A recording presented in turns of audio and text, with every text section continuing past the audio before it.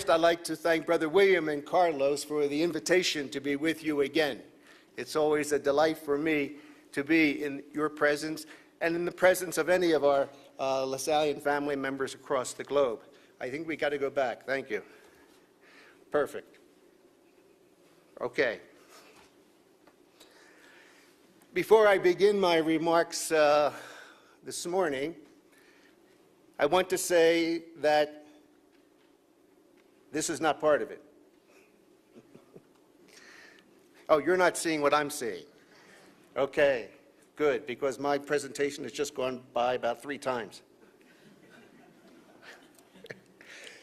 While it's getting there, what I'm going to share with you will not be all that unfamiliar. There are ideas that you put into practice every day with your students and your colleagues. But I thought it was important to recall the fundamentals of what the Lasallian mission is all about. I thought it important to return to those fundamentals, as Brother William was saying. We know we live in a time of growing intolerance, where nations are electing leaders who play into the fears, the anxieties, the anger of our peoples, and are not very helpful in building our human family. It seems as if we're back in the Middle Ages, where each nation state is a fortress, and it's closing its shutters, it's raising its drawbridges to keep out the stranger, the widow, and the orphan. So I think it's important for us to think and recall again what is fundamental, what are the touchstones of our identity as Lasallians. But I want to begin also by thanking the association and congratulating you on your 20th anniversary. I want to thank you for the international programs that you sponsor, the student leadership programs, the formation program for professors and administrators in Rome that just concluded its 12th annual program. And also, most recently, I'd like to thank the association for the newest Lasallian University Center for Education, LUCE, which is a pilot program this semester held in Rome for our students from different Lasallian universities, a project I certainly hope will develop and grow in the years to come. And I thank you for these programs because they give a human face to our global Lasallian family and our mission. And that's important because as one young person last March at the pre-synod in preparation for Pope Francis' synod on youth and faith and vocational discernment said these words: despite living in a hyper-connected world, communication among young people remains limited to those who are similar to them. Very reflective of what's happening in our world today. We associate with only those who are like us and think like us. And we challenge that. And your programs, including the Lasallian Research Symposium at St. Mary's, highlights the one human family that we are to be. And equally important, the structure of these programs allow for informal conversation and learning about the Lasallian vision, philosophy, and mission. So to my remarks. I'd like to begin briefly from a global perspective. Last month in Rome, I attended the semi-annual Assembly of Superior Generals, and anticipating next October's Synod on Youth, Faith, and Vocational Development, our Assembly's theme was listening to youth.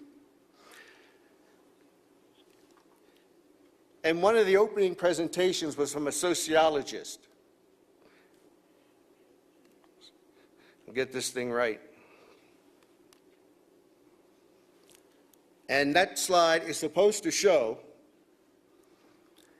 that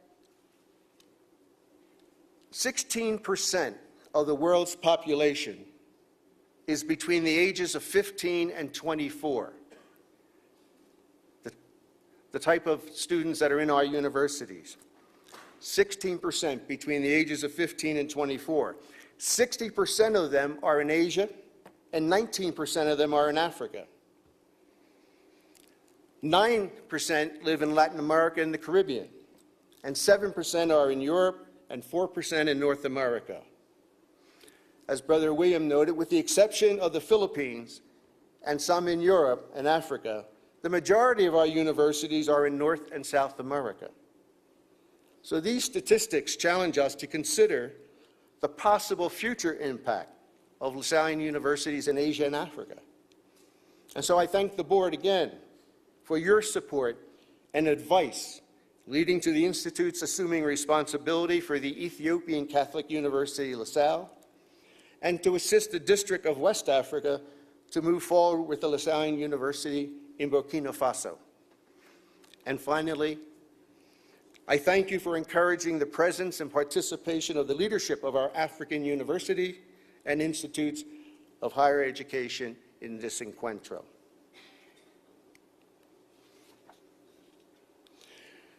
According to a UNESCO study prepared in 2009 on a World Conference on Higher Education, tertiary education is being impacted, as you well know, by 5 factors.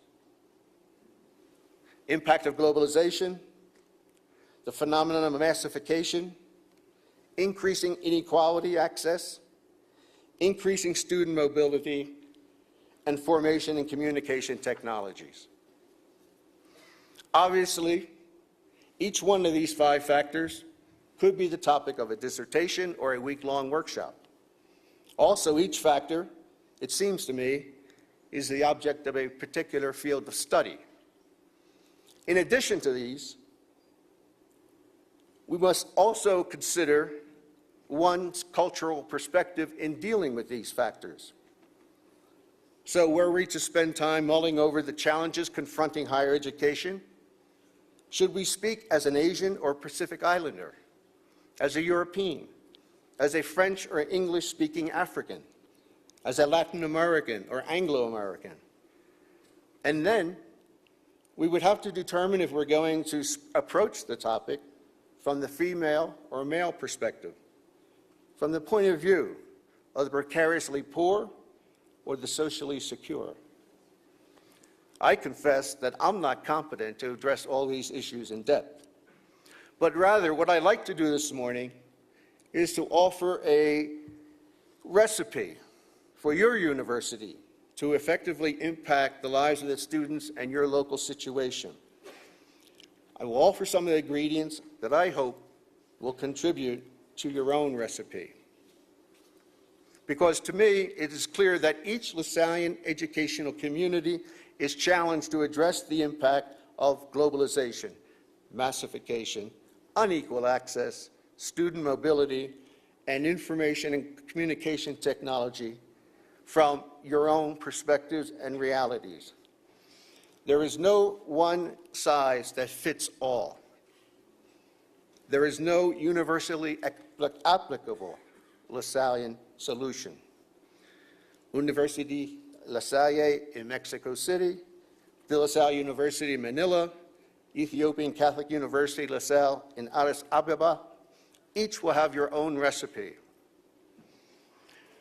But a matter of particular concern for us is not listed in those 5 factors. The issue I refer to transcends borders, describes our reason for being, and influences our responses to the multiple challenge we face in the 21st century. So this morning, I would like to offer for your reflection and conversation some food for thought about the Catholic and lasallian identity of our educational communities. A clear understanding of our shared corporate identity will inspire your strategic plans to address those and impact the factors confronting higher education today. And one of our particular challenges is to clarify and proclaim our distinctive identity. Many of your universities prepare young men and women to educate in Catholic schools. This is certainly one area where you impact both the lasallian world and the world beyond. However, just as the identified factors are influencing higher education, so too pressures of postmodernity impact primary and secondary education. One researcher says, international research shows that the curricula of Catholic secondary schools are increasingly becoming dominated by the pressures of conforming to the requirements of the nation states.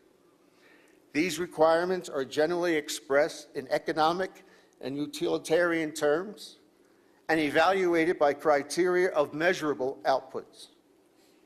As a result of these pressures, Catholic secondary schools are in danger of losing a distinctive religious and educational cultural program expressed in a distinctive Catholic school curriculum. In the words of Drew Gilpin Faust, president of Harvard University, presidente de la Universidad de Harvard, we must not let the clarity and no debemos measurability permitir que la of the claridad y economic case for mensurabilidad higher de los education argumentos económicos lead para us la to educación abandon the more superior difficult nos work lleven a abandonar un trabajo difícil de explicar y higher aceptar education's broader purposes. los propósitos más amplios de la educación superior. By focusing on education exclusively Al centrarnos as an únicamente en la engine of material educación prosperity, como motor de we risk prosperidad, distorting and even undermining tenemos el riesgo de all a distorsionar university should and must todo lo be. que una universidad debe We ser. cannot let our need to No make a podemos living permitir que overwhelm nuestra our necesidad de aspiration ganarse la to lead vida a life abrume worth la living. aspiración de llevar una vida digna. The humanities traditionally introduced Las these to a life humanidades worth living. introdujeron una vida digna de ser vivida. Hoy hay presión en nuestras universidades para tener esto fundamentalmente, para equipar a los jóvenes, para hacer lo que los fabianos solían llamar trabajadores cerebrales. Y esta imagen no lo representa, esta sí. Nuestros estudiantes tienen que ser capaces en la nueva economía y tener la agilidad mental para cumplir con las necesidades, y que esto cambiará, hay que saber que esto cambiará constantemente e impredeciblemente. Estamos presionados para educar o entrenar a jóvenes. ¿Estamos formando individuos holísticamente? ¿Acaso nuestra decisión da una educación práctica o acaso la meta es dar una educación liberadora? Históricamente yo creo que la educación superior lasallista ha podido mantener esta tensión en un equilibrio saludable, pero no es el punto de hoy.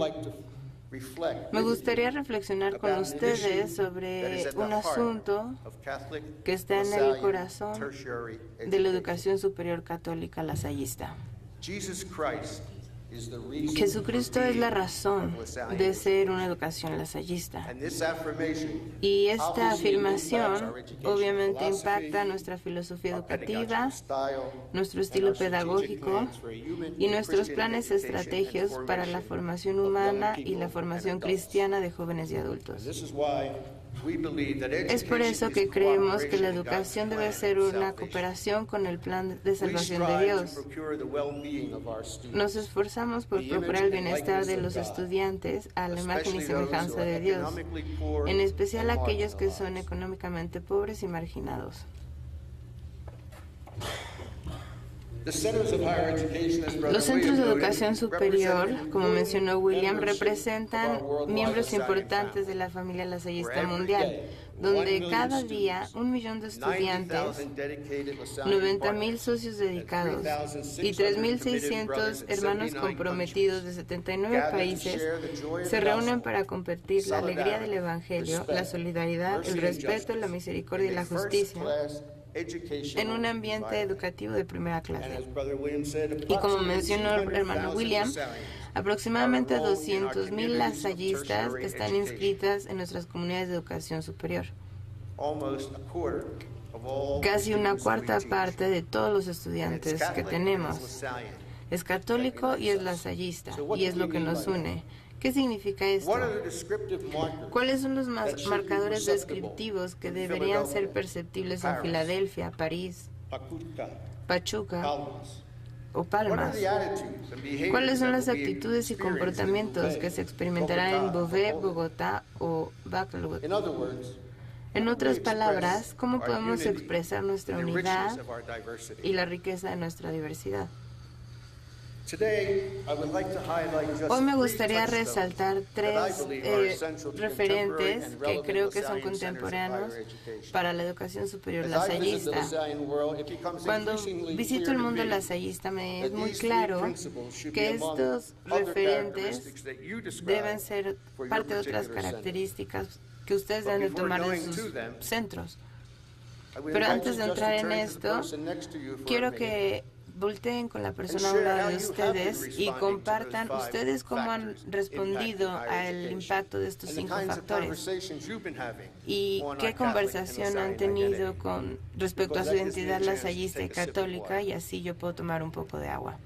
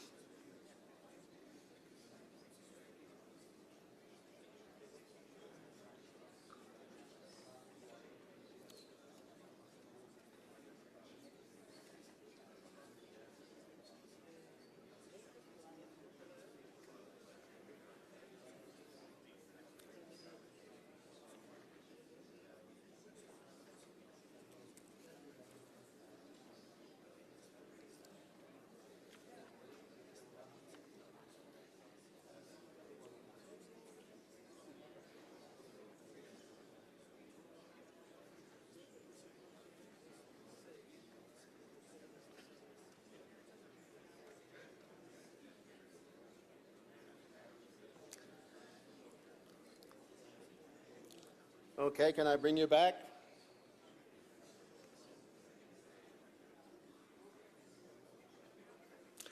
I believe that a conscious awareness of the presence of God is an essential dynamic of Catholic and Lasallian identity, the first touchstone. My visits to the 4 corners of the world assure me that I can affirm that our Lasallian world is religiously pluralistic. In some Western cultures, as you are well aware, an increasing number of people do not identify with a particular religious practice. We hear increasingly them saying they may believe, but they do not belong. Whereas in African and Asian societies, the overwhelming majority of our people say that they believe and belong. Our universities and our centers of tertiary education provide ample and non-threatening opportunities to reflect on the ultimate meaning of life and the common good. Brother Luke Salle, a past professor of theology at Manhattan College, wrote, "For many young people, today the university is their last chance formally to address the major questions concerning the meaning of their existence, to recognize the seeds of destruction in society and in themselves, to become aware of the major inequities in social and political life, and to anticipate the futility of a life centered on pleasure, wealth, and power." With Gerald Manley Hopkins, we should inspire, and I know you do, our students to delight in the grandeur of God revealed through creation. We develop experiences designed to show our students that to protect creation, to protect every man and every woman, to look upon them with tenderness and love, is to open up a horizon of hope. It is to let a shaft of light break through the heavy clouds. It is to bring the warmth of hope. Recently, in a book called God is Back, the author is commenting on the prevalent, although sometimes hidden, world of faith, remind us that we live in a world where fanatics strap on suicide belts and blow themselves to smithereens in the name of God. Our centers of higher education can invite lasallians to strap on backpacks and joyfully serve Syrian refugees in the name of God at our Fratelli Project in Lebanon, or to teach children in the name of God in South Sudan. A conscious and pervasive awareness of God's presence in lasallian universities creates oases of hope, sites of enjoyment, environments of academic success, and spaces of creativity. An extraordinary example of this is found at Bethlehem University in Palestine. The tangible sense of God's presence felt on the campus in Bethlehem springs from our conviction that all persons, no exceptions, are in the image and likeness of God. And this fundamental Christian belief calls us to reflection and to action. It is indeed sobering to recall that both those we like and those we despise, for whatever reason, are inherently equal.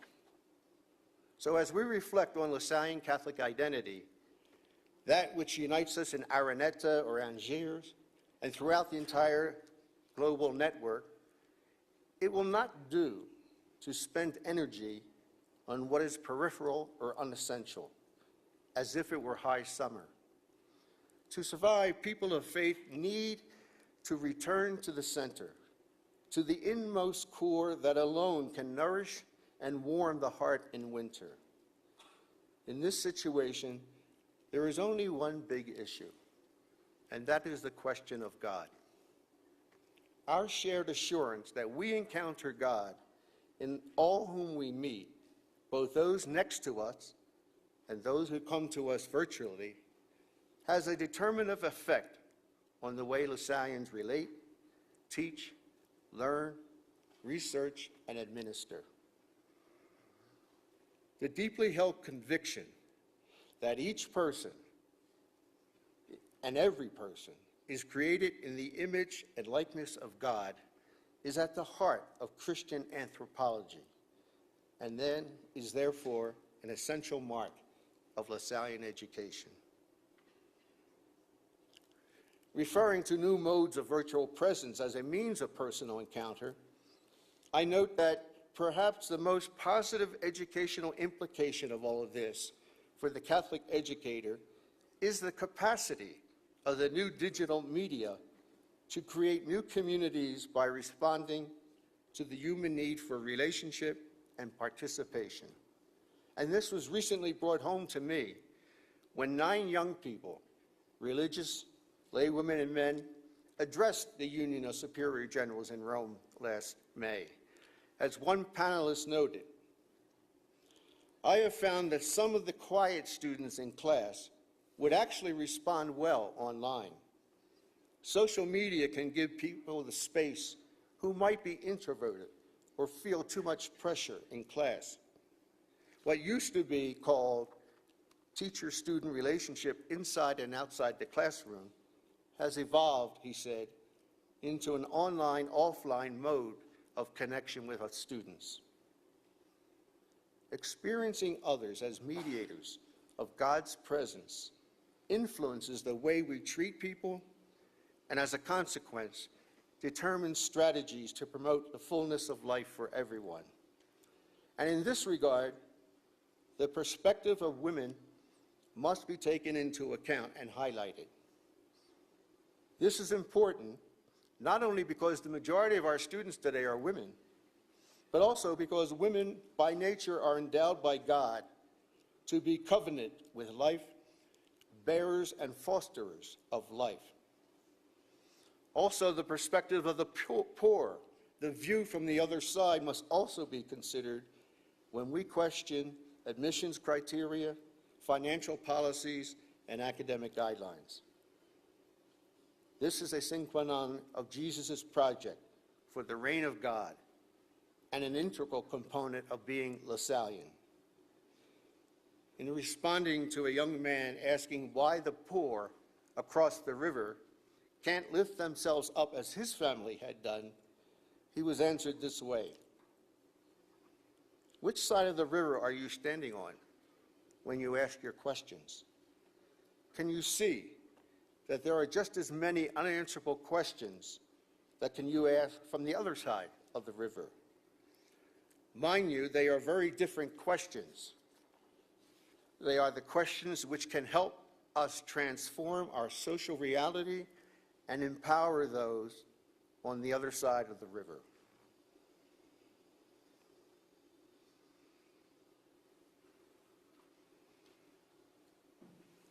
Our second touchstone.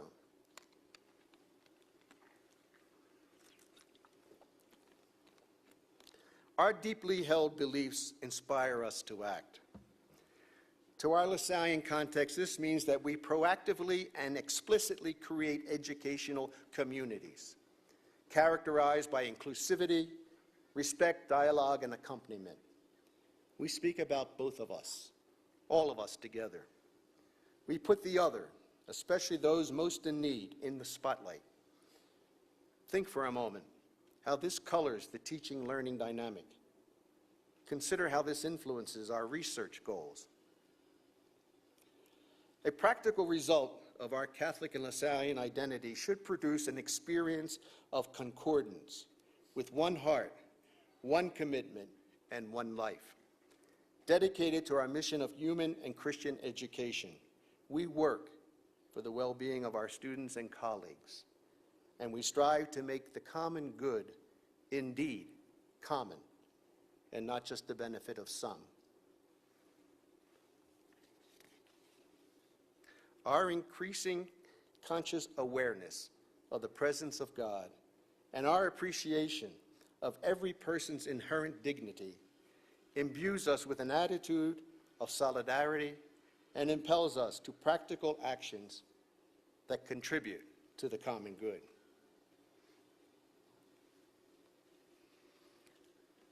We are disciples of Jesus Christ and John Baptist de La Salle, two attractive and provocative personalities who move us to procure the well-being of all those entrusted to our care. Jesus with his project for the reign of God, and John Baptist de La Salle with the introduction of the project into the world of education, where men move to concrete and practical actions to benefit others and to put them on center stage. Their activity was preferentially, but not exclusively, directed to the poor. And it is our belief in the risen Christ that propels us forward. On that first Easter Sunday, the proof that God raised Jesus from the dead is not the empty tomb, but the full hearts of his transformed disciples. The crowning evidence that he lives, is alive, and is not a vacant grave, but a spirit-filled fellowship, not a roll-away stone, but a carried-away church. Live Jesus in our hearts is the familiar lasallian prayer heard daily around the globe. That conviction called St. LaSalle, and it calls us to service, the third touchstone. John Baptist deeply moved, as our rule says, by its relationship with Jesus Christ and the human and spiritual distress of the children of the artisans and the poor, made a lifelong commitment to God and to provide these children with a human and Christian education. He reformed education, as you know, to make it accessible to the poor and to offer it to all as a sign of the reign of God. Inspired by Jesus and John Baptist de La Salle, the third touchstone of contemporary Catholic and Lasallian education is service intended to alleviate the anxieties and basic necessities of the poor and marginalized. The worldwide Lasallian Days of Peace, for example, unite all of us through concrete actions of solidarity with vulnerable and socially, politically voiceless people. Lasallian professors are united in their desire to develop curricula that awaken students to the root causes of social inequality. Campus ministers provide opportunities for members of the community to meet poor people and experience their plight. Researchers seek to discover concrete ways to revolutionize current socio-economic realities and to effectively care for the environment so that all have the opportunity of life to the fullest. Lasallian universities and centers of tertiary education must be united in efforts to ensure that all vulnerable groups, such as the economically poor, the academically challenged, migrants, refugees, and indigenous peoples, are invited to full membership in our schools and provided with skills that will enable them to fully participate in our quest for a more merciful and compassionate world. Lasallian communities of higher education invite young people to enter to learn and expect that they leave to serve the common good. Recognition of Jesus Christ as the reason for being of our educational communities and our shared conscious awareness of the presence of God instills in us a heartfelt appreciation of the innate dignity of every human person, regardless of faith or no faith. So consequently, we create welcoming and inclusive communities where everyone has a voice. The hope-inspiring mystery of the life, death, and resurrection of Jesus Christ and the witness of John Baptist de La Salle inspire us to concretely respond to the basic necessities of the poor. Sharing Catholic and Lasallian identity transcends borders, keeps us focused, and prevents drifting from our common mission of human and Christian education. It is of the utmost importance that we frequently return to those who inspire and motivate us, Jesus and John Baptist de La Salle. And by way of conclusion, I recall your 5-year collaborative research plan that concluded this year. In 2013, you launched it, and you stated, proceeding from a deeply Lasallian perspective and as an expression of solidarity with the world and the societies it serves, you resolved to promote the alignment of some of the university-based research spread all over the world. In full cognizance, you went on, of the fact that Lasallian researchers in the world can achieve significantly more work by working together and by association, Yalu strategically pursued research themes that directly assess and address societal issues and needs. Each of these themes, you said, has the human person at the core and society's poor as the focus. You identified 3 research themes with 4 basic societal needs: food, nutrition, health, sustainability, and the environment, as well as innovations. Regarding your next plan, allow me to offer just a few suggestions now. In my last talk with you, I highlighted the importance of networking and spoke of the 4 lasallian networks in our global family. Since then, the Institute's networking has gone beyond the lasallian world. The Fratelli Project for Iraqi and Syrian refugees in Lebanon, in collaboration with the Marist brothers, is the most obvious example. Additionally, a new community of Marist brothers, De La Salle brothers, and partners has been formed in Spain, and a new collaborative mission is underway in the Amazon. These efforts give credence to the words of business consultant Margaret Wheatley. The time I formerly spent, she said, on detailing planning and analysis, I now use to look at the structures that might facilitate relationships. I come to expect that something useful occurs if I link up people, units, or tasks, even though I cannot determine precise outcomes.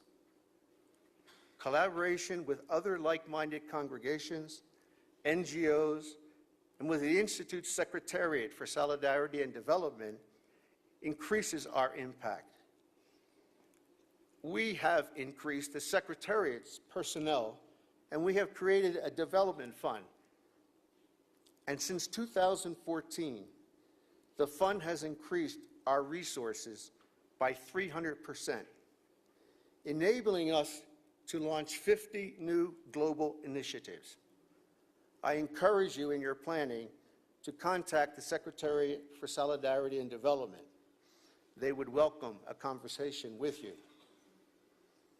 I have just described 3 touchstones that must be at the core of the lasallian mission.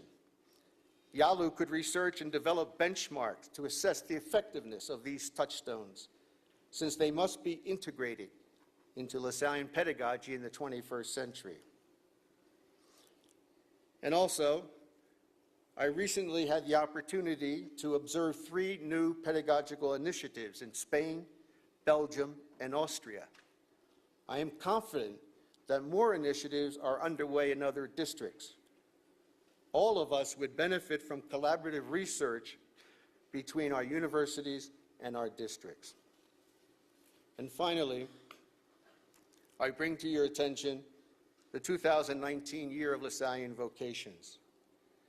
This gives us an opportunity to encourage young men to consider becoming brothers and to invite our partners to deepening their understanding of our Catholic and Lasallian identity and their own vocation. We can also use the occasion to remind our Christian colleagues that Catholic education is a vector of evangelization by means of its mission to offer a worthwhile and broad educational experience to all, regardless of faith tradition. UNESCO's description of the 5 main factors influencing tertiary education calls all lasallian communities to reflection, conversation, and strategic planning, something I know you are already doing.